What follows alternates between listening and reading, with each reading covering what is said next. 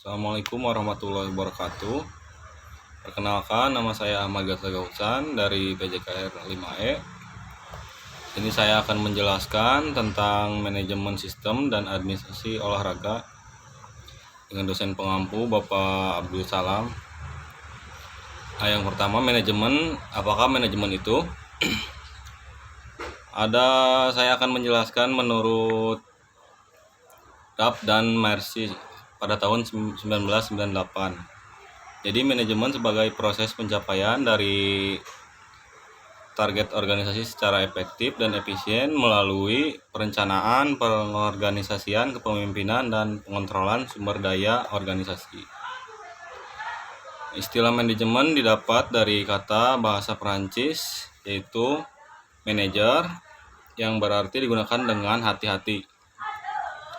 Dan juga dari kata dalam bahasa Italia manager yang berarti mengendalikan. Nah, kemudian apakah manajer itu? Manajer adalah seseorang yang melakukan perencanaan, mengambil keputusan, mengorganisasikan staf, memimpin, memotivasi, sekaligus mengontrol sumber daya organisasi. Kemudian ada prinsip manajemen dan struktur organisasi. Beberapa prinsip yang paling penting adalah sebagai berikut. Struktur manajemen organisasi harus menjelaskan pendelegasian wewenang dan tanggung jawab. Lalu pekerjaan manajemen mungkin lebih efektif diorganisir oleh fungsi. Kemudian rentang kendali harus dipertimbangkan dalam struktur organisasi. Lalu manajemen yang sukses tergantung pada komunikasi, koordinasi, dan kerjasama antar berbagai departemen dalam suatu organisasi diperlukan untuk pengelolaan yang efektif. Kemudian manajer harus menjadi pemimpin yang paling efektif. Kemudian staf atau bagian tugas membantu keefektifan manajemen. Tugas dan hak personel, otoritas harus sepadan dengan tanggung jawab dan garis kewenangan harus jelas ditarik. Tidak ada bentuk organisasi tunggal yang benar.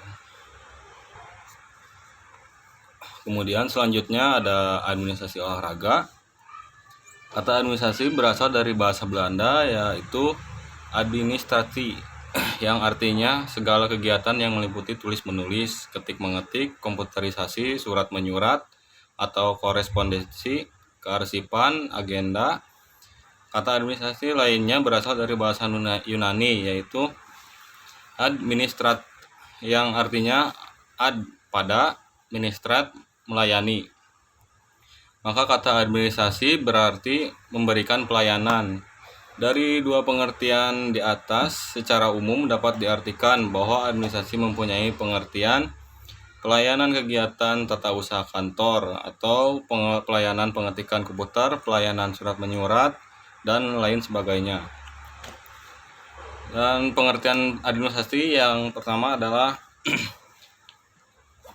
untuk dapat memberikan pemahaman tentang pengertian administrasi tidak lepas dari asal-usul kata itu sendiri.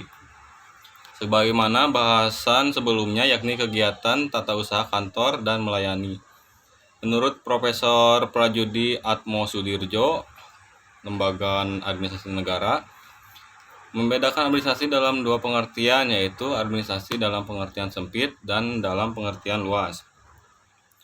Yang dalam pengertian sempit di sini dimaksud ditinjau dari lingkup kerja yang sempit, yaitu berkisar pada kegiatan tata usaha kantor seperti tulis-menulis, pengetikan, surat menyurat, agenda kearsipan, pembukuan, dan lain sebagainya. Sedangkan administrasi dalam pengertian luas dibedakan dalam 3 sudut, yaitu proses, fungsi, dan tugas keperanatan institusi. Yang pertama, proses. Proses merupakan keseluruhan proses, mulai dari proses pemikiran, proses perencanaan, proses pengaturan, proses penggerakan, proses pengawasan, sampai dengan pencapaian tujuan. Kemudian yang kedua, tugas. Yang kedua, fungsi dan tugas. Fungsi dan tugas segala sesuatu yang harus dilakukan oleh seseorang yang berkedudukan sebagai administrator. Yang ketiga, keperanaan atau institusi.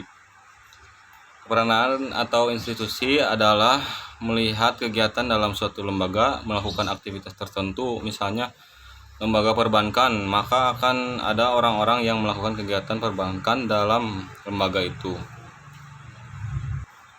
Alhamdulillah, cukup sekian dari saya. Mohon maaf bila ada kata-kata yang salah. Wabillahi taufiq wal hidayah. Wassalamualaikum warahmatullahi wabarakatuh.